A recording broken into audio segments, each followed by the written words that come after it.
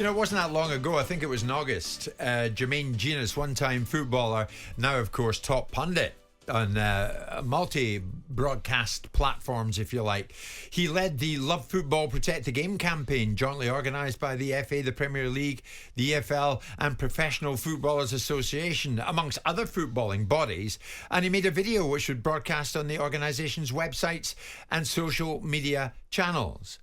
So, I mean, there were then, quite rightly, a few raised eyebrows, Simon, over the weekend when the same former England midfielder and BBC presenter Jermaine Jenas popped out, the referee is a S-house.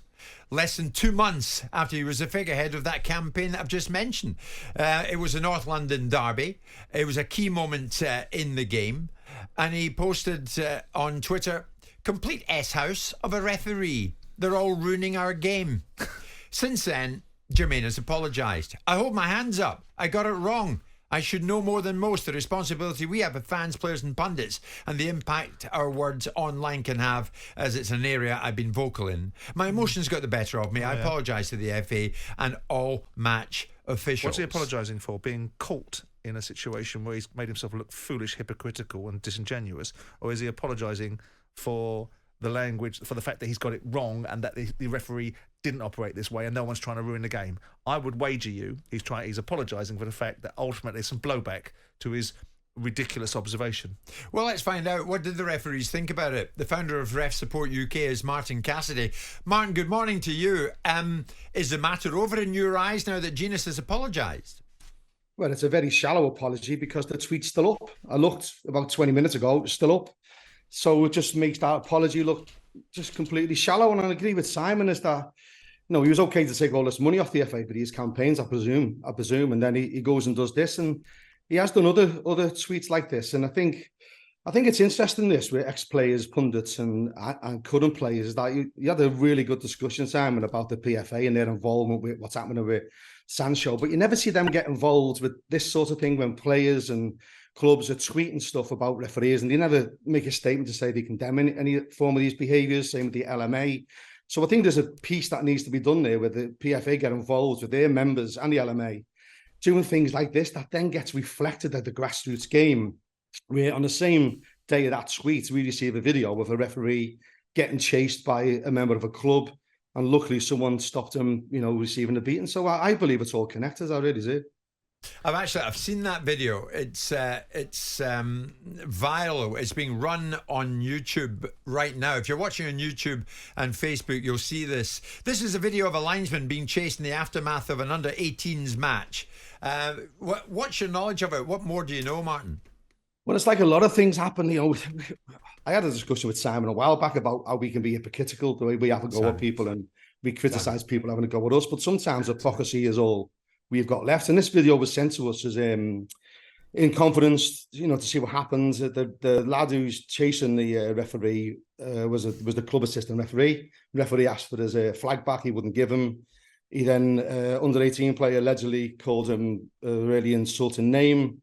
He red carded that player, and that player apparently was that chap's dad who chased him off the pitch. And one of the worrying things, I don't know if the sound could be heard on that, guys, is these under-18 players are laughing when that referee is getting chased. And that's a sad indictment on the future of our game. I think that's acceptable and that's funny. And I just think that's a bit of a worry in here. It's outrageous, isn't it? Who was the idiot chasing him?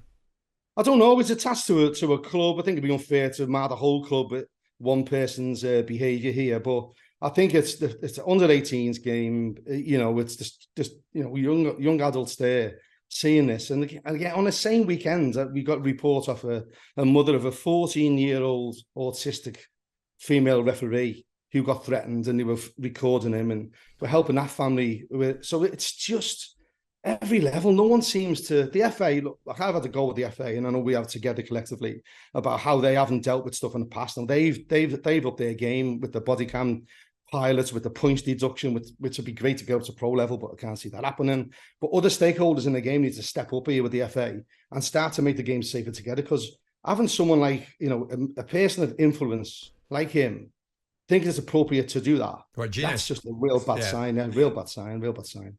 Yeah, but this is the point I make, Jim. I never thought that I'd find myself in a position where I'd be such an advocate for supporting officialdom. And I've spent time with Howard. I had that interview with Mike Dean where he said things that perhaps didn't help him. But I feel very strongly that the referees are a fundamental part of the game and they're entitled to respect and the value of referees without games. Danny Murphy talked about it last week. He talked about an instance with his own son playing in a game and a member of the public or one of the other fathers went after the referee and Danny stopped it because the referee said, I'm going to stop this game in a second. The guy was effing and jeffing at the official. Yeah. And this none of the parents go after the kids on the pitch that have dived or created a problem on a pitch. They go after the referee and blame the referee. Listen, referees should be accountable for poor decisions.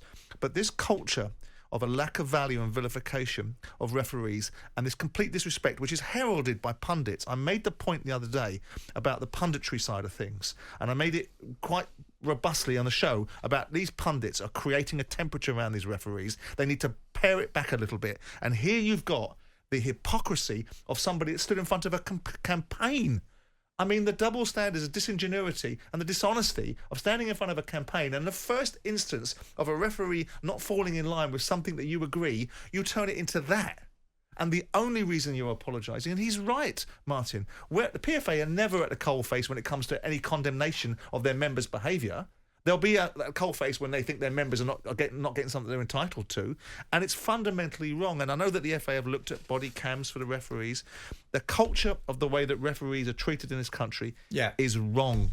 It's wrong, I'm afraid. I mean, Jenas used this term and he's apologised for it, calling the referee an S-house. The referee in the North London derby was Rob Jones. Would you like Jenas to personally apologise to Rob Jones, Martin? Well, first of all, I'd like to start with getting the tweet taken down and own the mistake, really. It's still up there, is it? Yeah, it's still up there when I look before we come on this show. And I don't want to cancel anyone. We talk about the cancel culture in this world. We want to cancel abuse. We want to cancel online abuse, all forms of abuse. The body cam pilot, while that's really an attractive thing to do, that's going to address all forms of abuse in the game, not just referees. So that's really important. But I just think that they're always saying about referees being accountable, which I think they should. We'd like to see them come out on camera and discuss decisions. Howard Webb's doing that brilliant work with the VAR discussions. We're all for that. But it's this sort of entitlement that because I play the game, I can say what I want about referees, and it just gets carried down to those incidents which we just talked about, where 14-year-olds, young boys and girls, are seeing this behaviour mimicked on the sidelines, like you do with a Peter Crouch goal celebration, Ronaldo goal celebration. All these are learned behaviours that people need to realise that when you fire a starting gun on a tweet, it can end up in a death threat and worse. Martin, thanks for that. I know you're a big talkSPORT fan, aren't you? And I know you listen to our show, and we're delighted about that. I'm hearing that Jermaine Jenas is going to be on Drive later today. So that in itself might only be good, Martin, because then we'll be able to hear what he's got to say for himself. Yeah, and fair play to him. You know, it's great. It's what we want. We don't want these discussions to stop. We want these discussions to be discussed and people to learn from them. We can learn. We've made mistakes. What we've done is a group, and the referees make mistakes. Everyone makes mistakes, but it's this collective approach that's missing from the LMA, the PFA, and everyone to take control of this and make a much better experience for young boys and girls coming into our game. Making a mistake is missing a penalty. Making a mistake is not calling an offside. Going onto Twitter and deploying a level of abuse is not a mistake. So I want the characterisation to be, I want people, when he goes on, because he won't come on here, but when he goes on with Drive and they ask him questions, hopefully they'll say to him, oh, you didn't make a mistake, did you, Jermaine? You actually said what you thought, and this is the culture that needs to be eradicated from people like you that are opinion creators, that are influence, they influence people's perspective, and that's Martin's point of view. Martin, always good to speak to you. Martin Cassidy is the founder of Ref Support UK, which is a brilliant organisation doing great work. We're at 11. Jim White and Simon Jordan. Monday to Friday mornings from 10 on AM, on DAB, via the talkSPORT app and on your smart speaker. talkSPORT.